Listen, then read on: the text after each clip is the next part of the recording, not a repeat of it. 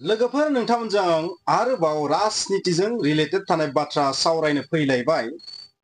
जोंनियाव दा मा सोलिबाय थादों जोंनि बर' मानसिफोरनि अन्तर आत्मायाव मोनसेल' बाथ्रा सोलिबाय थादों, बे जाहैबाय मा गासैबो राजखान्थि हान्जाफोरा ज' जानांगौ, खौसे जानांगौ, जोबोर गिदिर बर' जातिनि स्वार्थनि थाखाय मोजांनि थाखाय जोङो खौसे जानानै इलेक्शनखौ गेलेनांगौ।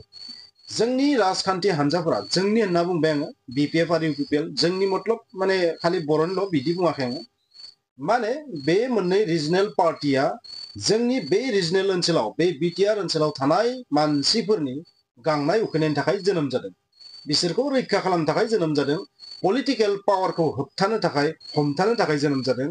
बिनिखायनो बे बिटिआर ओनसोलनि बिटिसि ओनसोलनि गोहोआ बे मोननै पार्टिनियावनो थानांगौ, बेखौ जोङो अनुभब खालामो गासै मानसियानो।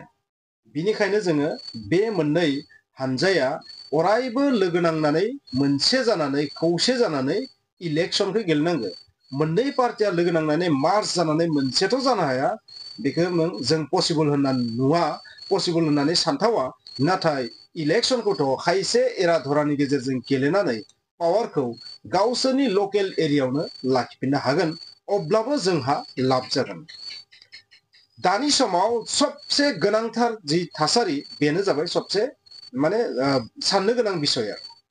बिनिखायनो जों बयबो बुंदों, गासै मानसियानो बुंदों खौसे जानानै इलेक्शनखौ गेलेनांगौ, बार बुंदों। नाथाय खौसे जानायाबोथ' एसेबां इजि खामानि नङा।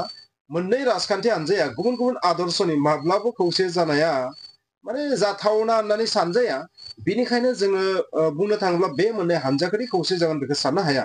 नाथाय जोंनि नेताफोरा जि पाब्लिक रिलेशन सुबुंजों मानसिफोरजों जि जर'खा सावरायनाय एबा इन्टारेक्शन बेबायदि प्रग्राम लानानै मानसिफोरनि गोरबो बिखायाव जागा लानो हायोबा थारैनो मानसिफोरनि हाल जानाया बबेबा फारसेथिं बोहैलांगोन। जाय बांसिन पाब्लिकफोरनि गांनाय उखैनायखौ माने सुफुंसारनो हागोन, जाय बांसिन पाब्लिकनि मोजां गाज्रिखौ खौरां लागोन, जाय खमसे खम हाजुवाबाबो माबा मोनसे बिथिङै सापर्ट खालामनो हागोन, बैबादि मानसिजोंसो पाब्लिकआ थागोन। बिनिखायनो अरायबो पाब्लिक इन्टारेक्शन, पाब्लिकफोरजों जर'खा सावरायनाय बबेबा जायगायाव बै एरियानि मा जेंना जेंसि जादों बेखौ सावरायनाया साफ्रोम दैदेनगिरि नेताफोरनि बिबान। नाथाय बेबादि बिथिंखौ जोङो माने मोननैबो पार्टियाव जोबोर खम नुनो मोनदों आरो जोबोर खम नुनो मोनदों। मात्र ओरैबायदि नुदों पलिटिकेल एटाक, मोनसे पार्टिया गुबुन मोनसे पार्टिखौ एटाक खालामनायखौ बांसिन नुदों। आथिखालाव बे जुगा गैला। मानसिफोरनि जुदि अभाब अभिजगखौ नोंथाङा जुदि मोजाङै जुदि नोजोर होआबाना जोबोर माने साक्सेसफुल पार्टियाबो जेननायनि लामायाव थाङो दानि समाव। बेखौ जोङो नुयो। गोदोनि समनि पलिटिक्सआ एसे जुदामोन, नाथाय आथिखालनि समनि पलिटिक्सआ बेनो जाय बांसिन गावसोर मा मावनो थांगासिनो दङ बा रायजो राजानि गांनाय उखैनाया मा, जेंना जेंसिया मा, बेखौ जाय बांसिन मोजाङै एक्सप्रेस खालामनो हागोन बा आन्डारस्टेन्ड खालामनो हागोन, बा जायफोरा इसेबाबो मावनो हागोन, जायफोरा इसेबाबो पाब्लिकनि सेन्टिमेन्टखौ बुजिगोन, बै मानसिजोंसो जोंनि पाब्लिकफोरा थायो। बिनिखायनो जोंनि दैदेनगिरि नेताफोरा खौसे जानो हायाबाबो सोरबा मोनसे पार्टियाथ' देरहानांगोन। मोननैबो खौसे जाबाथ' बरिया जाबाय। नाथाय जुदि जानो हायाबाबो बबेबा मोनसे पार्टियाथ' ओरैबायदि टाइपै खामानि मावनांगोन ना, ओरैबायदि टाइपै खामानि मावनांगोन जेन पाब्लिकआ बिसोरखौ जोबोर मोजां मोननानै भट होयो। बेखौ खालामनांगोन। आरो बेबादि खामानि मावनो हायोबा थारैनो बबेबा मोनसे पार्टिया साक्सेस जागोन। आंनि मोनदांथियाव बेनो पाब्लिक रिलेशन आरो पाब्लिक इन्टारेक्शन, पाब्लिकनि माने जेंना जेंसिखौ मिथिनानै बै जेंनानि सायाव खामानि मावनाय, बै जेंनाखौ सल्भ खालामनो थाखाय माखासे आसनि लानानै बै आसनिखौ मोगथां महर होनाय, जेरै खुगाजों बुंदों ओरै खामानिखौ मावनाय। मात्र बुंनानैल' बास्तबाव जुदि जायाबा माब्लाबा पाब्लिकआ बेखौ फिउचाराव मोजां नोजोरजों नायनाय नङा आरो ओरैनो ब्लाबल' मारिना थांबाय, थगायना थांबाय, माने बेखौ भटनि थाखायसो थगायना थांबाय बेबायदि सानगोन आरो देरहानाय उनाव मावाबा। बेनिखायनो जेसेबांखिनि खोथा होदों बै खोथा होनायखौ 90% मावफुंना दिन्थिनो हानांगोन। स' जोंनि दैदेनगिरि नेताफोरखौ जों नुनो मोनो बिसोरो बाथ्राखौथ' होयो, खोथाखौथ' होयो, नाथाय बेखौ मोगथाङाव मावफुंजोबनो हाया। हाजोबनायाथ' हाजोबखाया, बेखौ जोंबो मिथिगौ। 5 बोसोर समनि गेजेराव बेखौ मावफुंजोबनो हाया। नाथाय मेक्सिमामखौनो जुदि मावफुंना दिन्थिनो हायोबा बे मोगथां जागोन।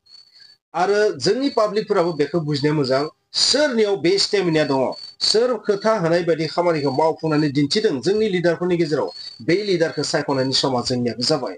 सोर लिडारा जेरै बाथ्रादों ओरै खामानिखौ मावमारदों, मावनायाव साक्सेस जादों, बबेखानि गासैबो बिभागावनो गासैबो डिपार्टमेन्टआव साक्सेस जाजोबाबो जानो हागौ 5 बोसोर समनि गेजेराव। नाथाय सोरबा 17 बोसोरावबो जाजोबाबो जानो हागौ, सोरबा 5 बोसोरावबो जाजोबाबो जानो हागौ। नाथाय सोर मानसिया मा जानि थाखाय मावनो हायासै बेफोरखौबो नायनांगोन। समा मेटार नङा आसलते सोरबा 17 बोसोर सोरबा 5 बोसोर बे मेटार नङा आरो आंनि नोजोराव। सोर मानसिया मा खामानिखौ बुंनानै बेसेबां मावनो हादों बा मावनो नाजादों खिन्थु हायाखै, बे जुदा बाथ्रा। नाजादों हायाखै बे जुदा बाथ्रा, नाथाय नाजादों बे बहुत इम्पर्टेन्ट जानानै फैदों। सोर जोंनि हारिनि जेंना जेंसिखौ सल्भ खालामनो थाखाय गोख्रोङै गावखौ बावसोमनानै खामानि मावथावगौ बा मावनो हागौ बेखौ जों नायनांगोन।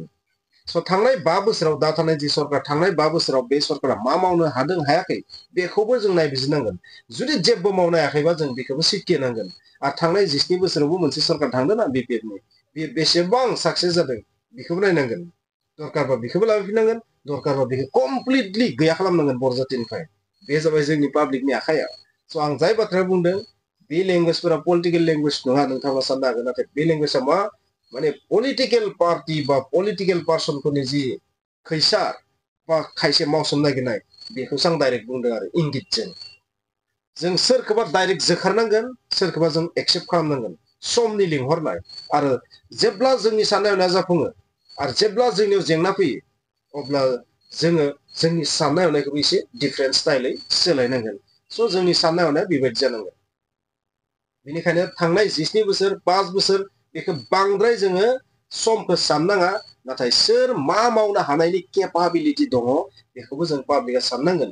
नोंथांमोना बे बाथ्राखौ मिथिनो मोजां, जायफोरा पलिटिकेल पार्सन ना बिसोरो माब्लाबाबो अरजाबनो हाया गुबुन गुबुन पार्टिया। एसेबां इजि खामानि नङा बेयो, एसेबांबो इजि खामानि नङा बेयो। मानो इजि खामानि नङा? खारन पलिटिक्सआनो एसे जुदा बुस्थु। बेयो माने ओरैबायदि मोनसे रोखोमै जोनोम जाखायो। पलिटिक्सआ मोनसे आदर्श लानानै जोनोम जायो आरो बै आदर्शआ गुबुन मोनसे पार्टिनि उल्टा आदर्श लानानै जोनोम जायो। जुदि एखे आदर्श लानानै जोनोम जायोबा अरजाबनाया बांद्राय गिदिर खोथा नङामोन।